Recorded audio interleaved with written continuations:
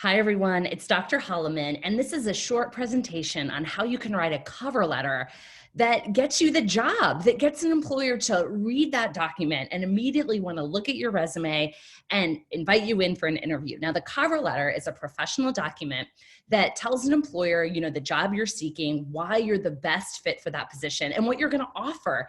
It is in business letter format, and it's basically the bait to get the employer to want to read your resume. That's why it's such an important document.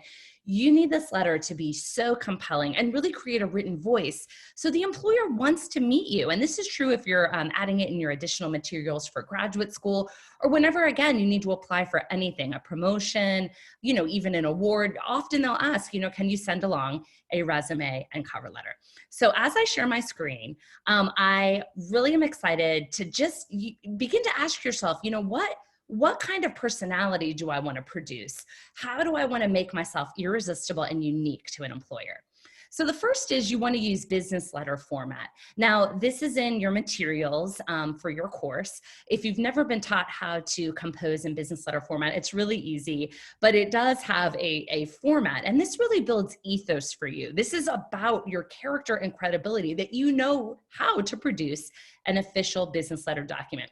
So there's your address, the date, the employer address. You want to have a greeting followed by a colon. There's no comma there. It's a colon. Part of professional writing is this kind of standard format. And then your paragraphs are single spaced like you see and aligned to the left. So there's no indenting, but there is that space in between each paragraph. And then you close with 4 spaces, and your closing can be sincerely, best wishes, warmly. You close with 4 spaces, and then you type your name. And in that blank space is usually your handwritten signature. Now, if you're uploading these as files, as PDF files, you can learn how to create a digital signature. You can even just Google that, or you can ask your instructor, how do I create a digital signature? That will help you a lot if you're sharing documents online. Now, you want to center the entire letter on the page. This is a short letter, only 3 paragraphs. So you want the same amount of white space on top as on the bottom. All right, now here are some specifics. As you are using that template, the one thing I love to tell students is you're really trying to attract the employer's interest immediately, but you do need to do some things. You need to tell the employer the position that you're seeking. The reason why is if you are sending this to a job where there's multiple positions open, they need to know, okay, this one's for this sales position or this is for marketing. That's important. Tell them why you want the job. Also tell them if you've been referred by someone in that company. That's really important. Networking is a big part of your job search. Is there someone who can refer you there? And then you want to convince the reader how interested you are and what you're going to bring to the organization. So a good sentence to try, you could even write it now as I'm doing the presentation, is I bring 2 key skills that align with whatever the company's values are. And you need to look that up, just like as you're looking, to apply using your resume and cover letter, using the resume, what does the company value? So if you look up on Pixar's website, they really value innovation and creativity. And this applicant's like, look, I bring this. This is who I am. So I also love the colon because it's a very confident, authoritative punctuation mark. There is a psychology to grammar. Practice the sentence in which you use that colon. Now, the second paragraph is a highlight of the best part of your resume. But here's what I want to tell you. Do not put things in this paragraph that you do not really want to be asked about. For example, say you want to talk about your study abroad in Italy, but in this paragraph, but you really don't want an employer to ask you about that because it's not your strongest moment. It's not the thing you really want to talk about. This is your paragraph to say, look, most notably, I've done research, or I've done this, I've done that. Tell them, and it's also your argumentative paragraph. It's your proof paragraph. This is your paragraph where you're like, look, I've done these things. I have proof in the past that I'm able to bring these skills to your organization.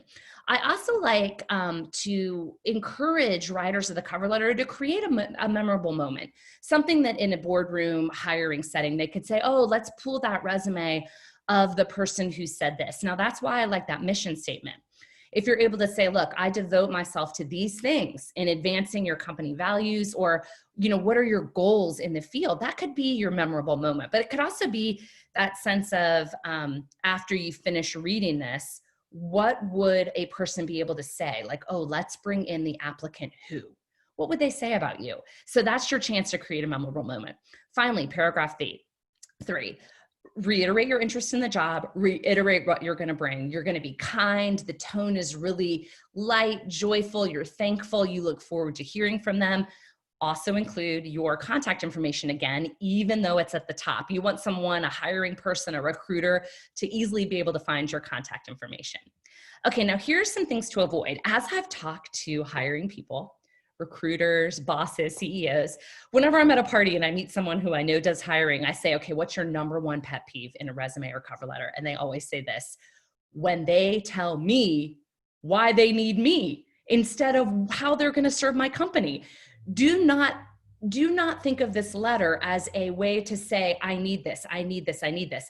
Shift your mindset. This letter is about, this is how I can serve you as my employer. So here's an example. Someone may say, look, I really need this internship. This is how I'm going to gain my valuable experience in the biology lab, or insert whatever, your film experience, or you want to be in this particular research group. Try this. I intend to offer enthusiastic and diligent participation in this research lab. They know you need the experience. Do not put that in there. Just tell them what you're going to bring. It's always about how you're going to bless, how you're going to offer help. So here's another one. The job is my next step to pursuing my law school dream. A lot of people write that. This is my next step. They don't need to know that. Again, tell them what you're going to provide. I look forward to serving your firm and contributing my key skills. There's that colon. Written communication and organization. So you can even say that in that second paragraph. Now, let's get you hired. This is something that is just the bread and butter of the cover letter, and that is how to get you noticed.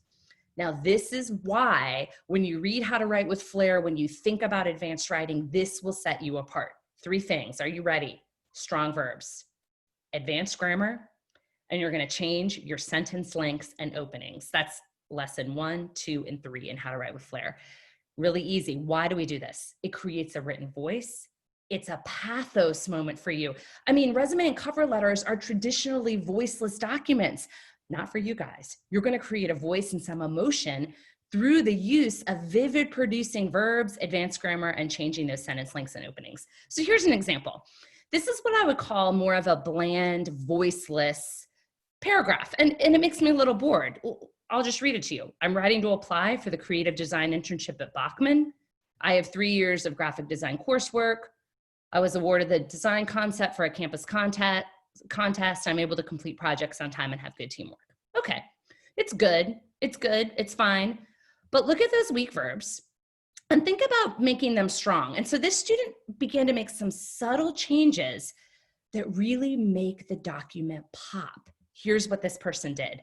I'm writing to apply for the creative design internship at Bachman. And then what verb? I bring to this position 3 years of graphic design work. Most notably, I won the best design contest for a campus context. And then remember, always quantify out of 300 submissions. I complete projects on time and contribute good teamwork. Now look at the difference here. Before, I'm like, okay, this student has some nice things. But after, I'm like, look, they bring, they win, they complete, they contribute. Psychologically, that employer's like, I'm remembering this. I'm getting a powerful applicant here. Now, what about advanced grammar?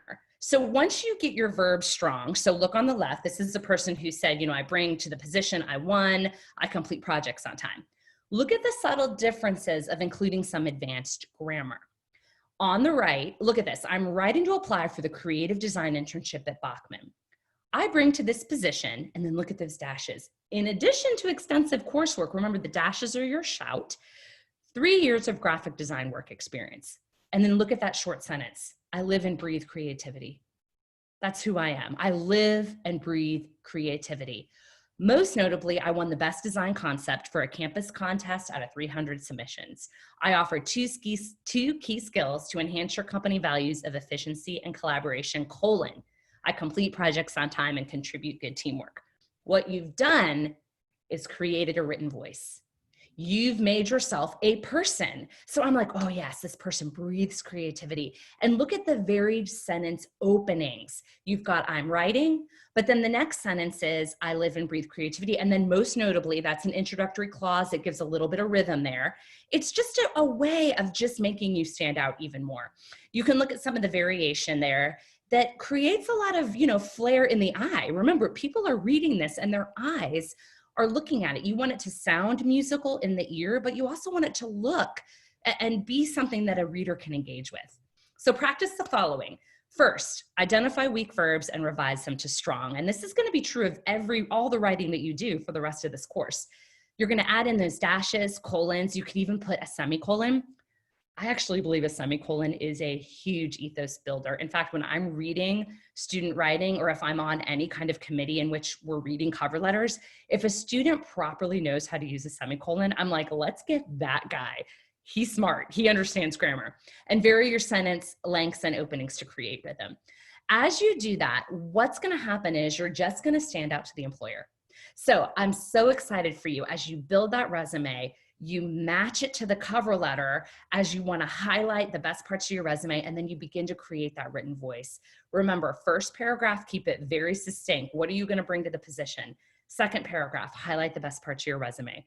Third paragraph, thank that employer for their time and reiterate why you want to work for the company. I'm so excited. Let's get really hopeful for your job search. And again, as you write, remember to consult How to Write with Flair and that list of very vivid and image producing verbs. Thank you so much.